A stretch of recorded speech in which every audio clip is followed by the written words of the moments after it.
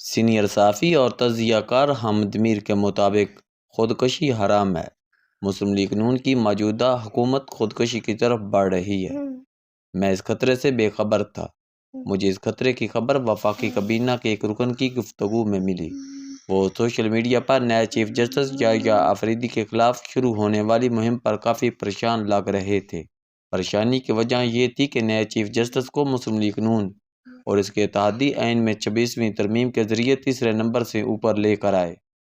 نئے chief justice کی تقرری کو 8-10 دن بھی نہیں گزرے اور سوشل میڈیا پر کچھ ایسے خواتین و حضرات نے جسٹس یحییٰ آفریدی کے خلاف اعزاز سرائی شروع کر دی ہے، جن کا مسلم لیگ نون کے ساتھ تعلق کوئی ٹکا چھپا نہیں ہے۔ شہباز شریف کی کابینہ کے اس رکن کا خیال تھا کہ نئے چیف جسٹس کو سوشل میڈیا کے ذریعے بلیک میل کرنے کی کوشش خودکشی کے مترادف ہے، کیونکہ جسٹس یحییٰ آفریدی کسی دھونک یا دھمکی میں آنے والے نہیں۔ میں نے پوچھا کہ سوشل میڈیا پر جسٹس یحییٰ آفریدی کے خلاف چلنے والی مہم کا حکومت کے مستقبل سے کیا تعلق ہے۔ کابینہ کے رکن کا کہنا تھا کہ نئے چیف جسٹس کے خلاف دشنام اعتراضیاں کرنے والے کچھ ایسے لوگ بھی ہیں جن کو کچھ عرصہ قبل صدارتی ایوارڈ دیے گئے۔ اگر کسی نے ان کی فائلیں منگوا کر صرف یہ پتہ کروا لیا کہ انہیں صدارتی ایوارڈ دینے کی سفارش کہاں سے آئی تھی تو بڑی مشکل ہو جائے گی۔ کابینہ کے یہ رکن بتا رہے تھے کہ کچھ دیگر وفاقی وزراء نے بھی چیف جسٹس کے خلاف سوشل میڈیا پر شروع ہونے والی مہم پر تشویش ظاہر کی ہے، کیونکہ جن خواتین و حضرات کی طرف سے یہ مہم شروع کی گئی، ان کی نواز شریف، مریم نواز اور قاضی فیاض عیسیٰ کے ساتھ محبت کوئی ڈکی چھپی نہیں ہے۔ مسلم لیگ نون کے ایک اور سینئر رہنما چیف جسٹس یحییٰ آفریدی کے خلاف مہم کو ایک بالکل مختلف زاویے سے دیکھ رہے ہیں۔ کچھ دن پہلے ان کے بارے میں بتایا جا رہا تھا کہ وہ وفاقی کابینہ میں شامل کیے جا رہے ہیں۔ نئے چیف جسٹس کی تقرری کے ٹھیک 7 دن بعد وہ اپنے قریبی دوستوں کو یہ کہتے سنے گئے کہ سیاست نے میرے خاندان کو رسوا کیا، کاروبار تباہ ہو گیا اور بار بار جیلوں کے دھکے کھائے۔ اب کچھ اچھا وقت آیا ہے، لیکن لگتا ہے کہ ہماری قیادت نے ماضی کی غلطیوں سے سبق نہیں سیکھا۔ وہ دوبارہ خود بھی جیل جائیں گے اور ہمیں بھی ساتھ لے کر جائیں گے۔ انصاف نے قومی اسمبلی کی رکنیت سے استعفیٰ دے کر سیاست چھوڑنے پر غور و فکر شروع کر دیا ہے۔ میں کوئی سنی سنائی بات نہیں لکھ رہا۔ وزیر اعظم شہباز شریف اپنے اس MNA کے خیالات سے اچھی طرح واقف ہیں۔ اب سوال یہ پیدا ہوتا ہے کہ 26ویں آئینی ترمیم کی منظوری اور نئے چیف جسٹس کی تقرری کے باوجود اسلام آباد اور لاہور میں صف ماتم کیوں بچھ گئی ہے؟ وجہ تلاش کرنا کوئی مشکل نہیں۔ سوشل میڈیا پر جسٹس یحییٰ آفریدی کے خلاف چیخ و پکار کرنے والوں کے 2-3 اہم اعتراضات ہیں۔ پہلا یہ کہ 2 سینئر ججوں جسٹس منصور علی شاہ اور جسٹس منیب اختر کو پریکٹس اینڈ پروسیجر کمیٹی میں کیوں شامل کیا گیا؟ ان دونوں سینئر ججوں نے سپرسیڈ ہونے کے باوجود استعفیٰ کیوں نہیں دیے؟ پھر یہ کہ دونوں جج جسٹس یحییٰ آفریدی کی بلائی گئی فل کورٹ میٹنگ میں کیوں شامل ہوئے؟ جسٹس یحییٰ آفریدی نے نیشنل جیل ریفارم پالیسی کی تشکیل کے لیے لاہور میں بلائے گئے اجلاس میں 9 مئی 2023 کے واقعات کی ایک ملزمہ ختیجہ شاہ کو کیوں مدعو کیا؟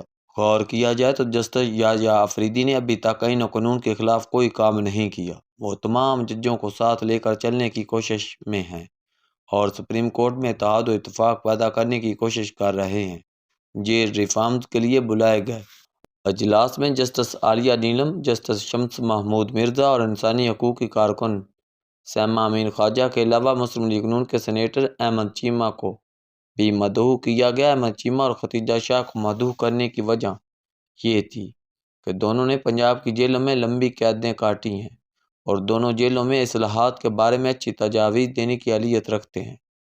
جسٹس یحییٰ آفریدی نے اس معاملے پر حکومت اور اپوزیشن دونوں کو ساتھ لے کر چلنے کی کوشش کی ہے۔ تحسین کی بجائے ان کی نیت پر شک کرنا کم ظرفی کے سوا کچھ نہیں۔ 26ویں آئینی ترمیم کے تحت تشکیل پانے والے جوڈیشل کمیشن کا پہلا اجلاس بھی 5 نومبر کو ہونے والا ہے۔ اس کمیشن میں سپریم کورٹ کے سینئر جج منصور علی شاہ، منیب اختر، امین الدین خان، وزیر قانون اعظم نذیر تارڑ، شیخ آفتاب، عمر ایوب، شبلی فراز، فاروق نیک اور اٹارنی جنرل شامل ہوں گے۔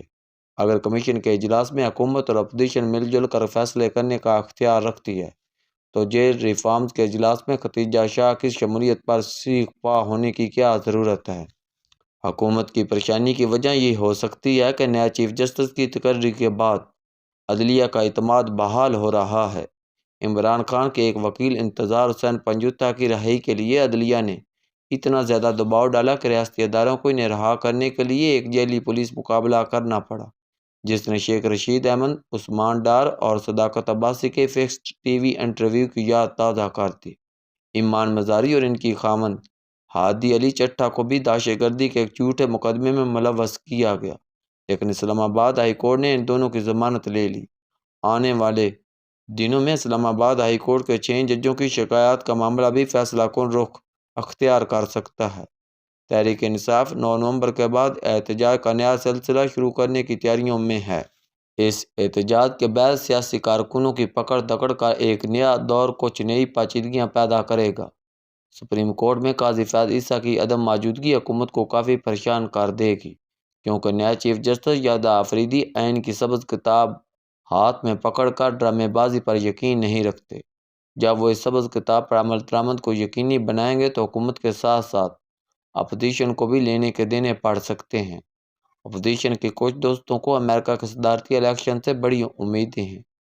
ان کا خیال ہے کہ ڈونلڈ ٹرمپ جیت گیا تو عمران خان جیل سے باہر آ جائیں گے۔ یہ سوچ دراصل عمران خان کے موقف کی نفی ہے۔ ایسی رہائی کا کیا فائدہ جس کے پیچھے امریکہ کا جھنڈا لہراتا نظر آئے؟ بہتر ہوگا کہ عمران خان کی رہائی کے لیے پاکستان کے سبز ہلالی پرچم اور آئین کی سبز کتاب پر انحصار کریں۔